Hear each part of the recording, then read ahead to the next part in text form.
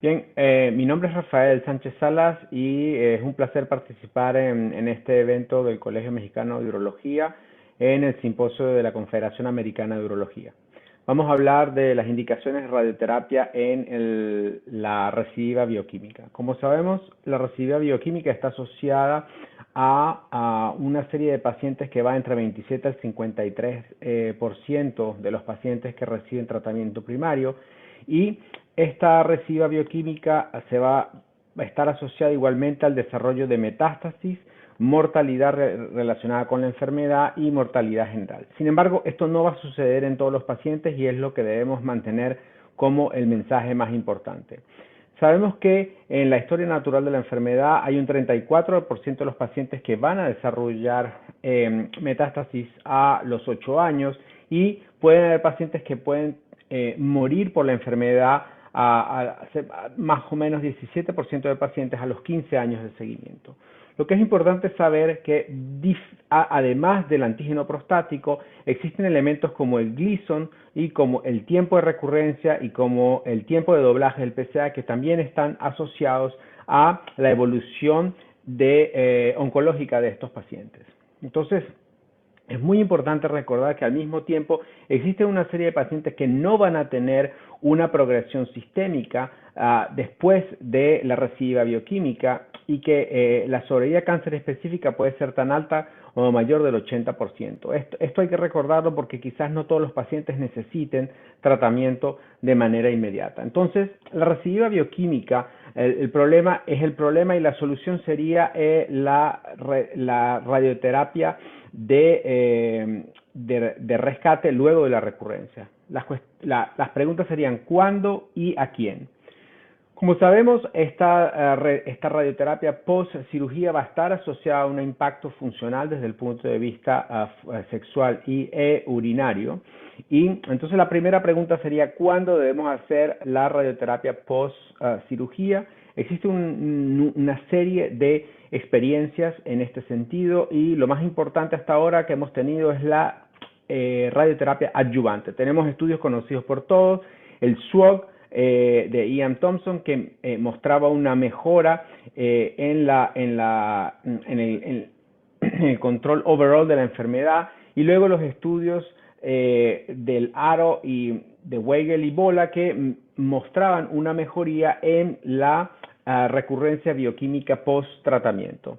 Estos estudios lo que hacen es una clara presentación de lo que sucede cuando se hace radioterapia adyuvante versus observación, y vemos que en las diferentes experiencias existen unas tasas de sobre el 70% de sobrevida sin metástasis y unas tasas de sobre el 70% de overall survival.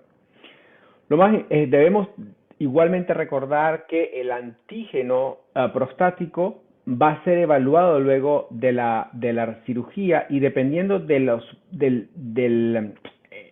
el alza del antígeno prostático, vamos a definir la de recurrencia bioquímica e igualmente la evolución hacia una probable enfermedad metastásica. Lo que debemos recordar es que a estos pacientes, cuando se decide dar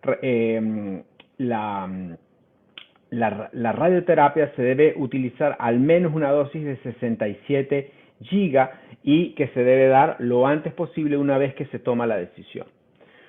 ¿Cuándo se debe hacer la radioterapia? Probablemente la respuesta no es hacerla adyuvante, pero hay que hacer un rescate temprano, y esa sería la respuesta.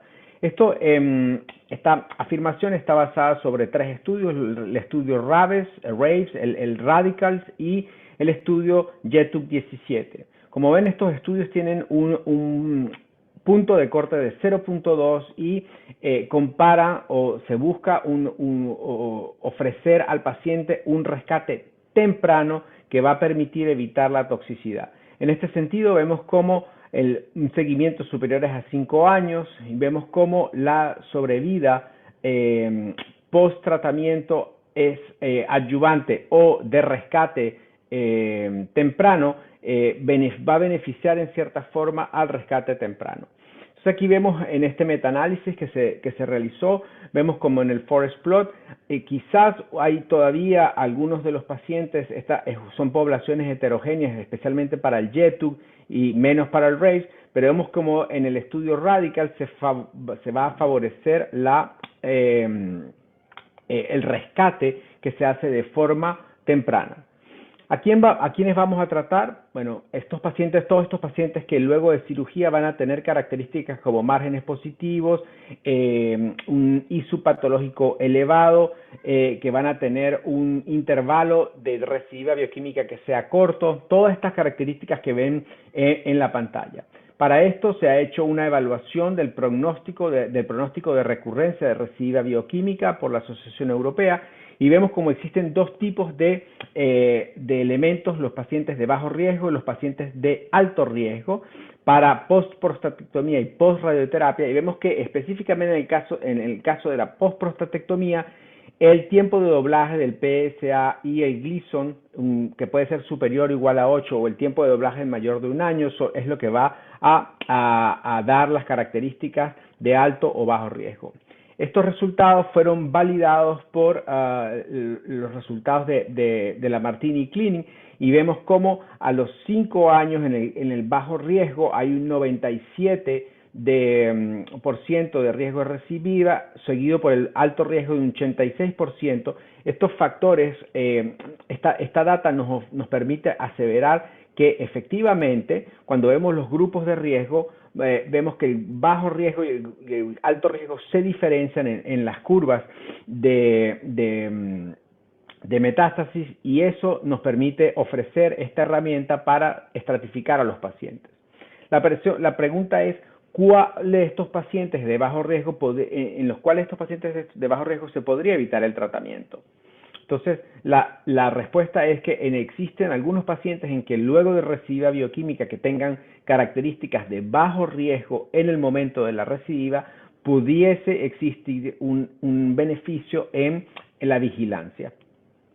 Lo más importante es saber que hasta ahora tenemos estos factores, existen otros factores para estratificar a los pacientes, como los factores genómicos. El clasificador genómico es de gran importancia en este momento y vemos como en este estudio de la LELA se identificaron 4 factores, los factores que conocemos, el PT3, Gleason 8, ganglios linfáticos positivos, y se agregó el Genomic Classifier, y vemos cómo existe para cada uno de los valores un peso específico en el riesgo. Mientras más factores tengas, más riesgo tienes de presentar la recidiva, y vemos cómo en los pacientes que tienen menos de 2 riesgos no era necesario agregar la radioterapia adyuvante, pero en aquellos pacientes con más de 2 factores de riesgo, la radioterapia adyuvante iba a prevenir la recurrencia clínica. Y esto es un elemento importante.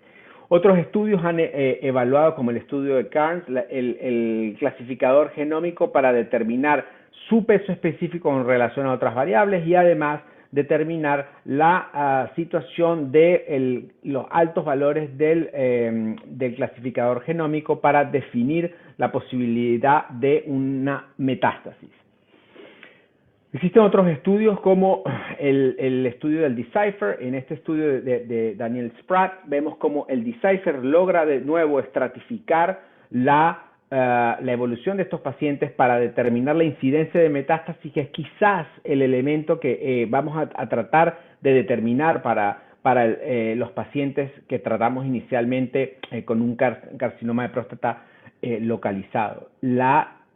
Evitar la incidencia de metástasis, y vemos que con el Decipher vamos a poder determinar la presencia o no, o el riesgo de que haya metástasis. Otros estudios, igualmente con el Decipher, vemos cómo con la aplicación del Decipher se logra determinar más claramente la decisión en cuanto a observación, radioterapia más hormonas o simplemente tratamiento hormonal. Existen otros elementos muy importantes, y esto lo vemos en la estratificación de estos pacientes, como por ejemplo la imagen. La imagen es de gran importancia para la estratificación de los pacientes, la scintigrafía oseosa o el PET scan.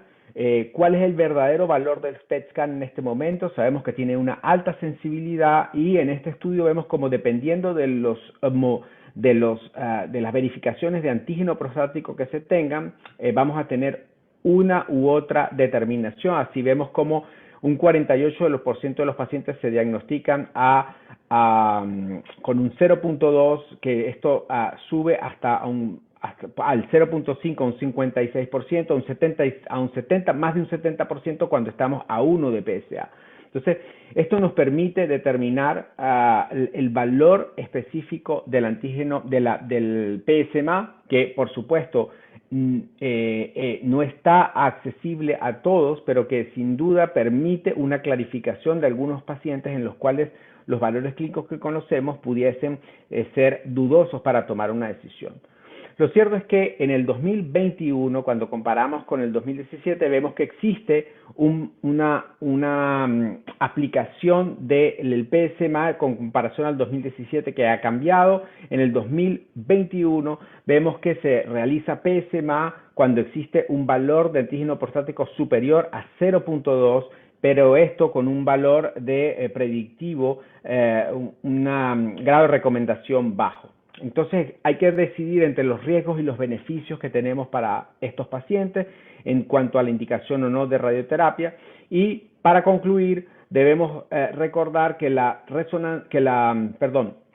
recidiva bioquímica va a suceder entre un 27 y un 53% de los pacientes que reciben tratamiento primario, bien sea radioterapia o cirugía. Hay que estar claro en que la historia natural de la enfermedad en la cual se produce una recidiva bioquímica es muy importante y se debe entender. La radioterapia de rescate temprano debería ser el nuevo estándar de tratamiento y existen nuevas formas de estratificar a estos pacientes como la clasificación genómica y los estudios de imagen como el PSMA que todos conocemos. Existen algunos pacientes en los cuales la radioterapia no debería ser indicada, incluso que tengan valores de PSA de 0.2, y al mismo tiempo sabemos que los avances técnicos que se han realizado en radioterapia permiten una mejor resolución de estos pacientes con menos toxicidad. La decisión entonces es discutir a qué pacientes le vamos a ofrecer la radioterapia. Por supuesto, hay que monitorear a estos pacientes después de recurrencia bioquímica, sobre todo estos pacientes que tienen bajo riesgo, características de bajo riesgo en que quizás se van a beneficiar de no recibir la intervención de forma inmediata, y al mismo tiempo en los pacientes en los cuales se decide hacer esta intervención, se debe hacer un rescate temprano con al menos 66 GB de tratamiento radioterápico. Y con esto, muchísimas gracias por su atención.